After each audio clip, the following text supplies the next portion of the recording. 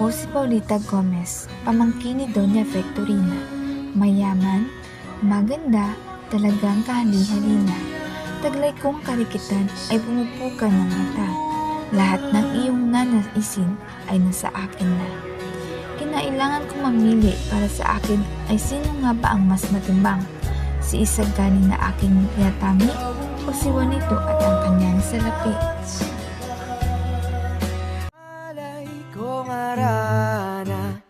Para sa dalagang walang kasing ganda, amoy roses sa nalimon.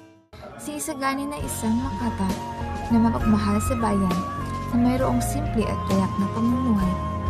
Nais niyang mamuhay ng simple lamang.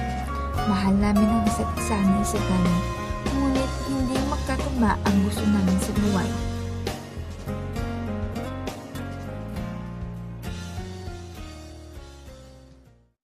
Gusto kong makapamasyal sa iba't ibang lugar at nais ko ring mamuhay ng marangya.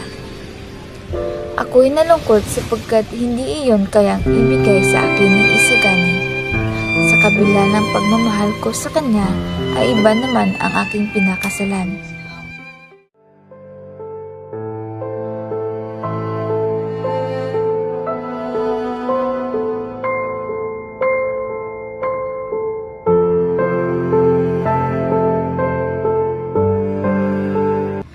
Mas pinili kong mapakasal kay Juanito Pilais na anak ng isang napakayamang negosyante.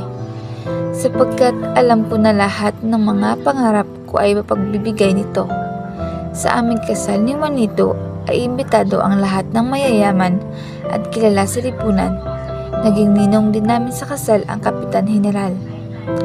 Ang kasal namin ay ginanap sa dating bahay ni Kapitan Tiago na ngayon ay pag-aari ng pamilya ng aking napangasawa. Lubos akong natutuwa dahil ang pangarap kong marangyang kasal ay natupad.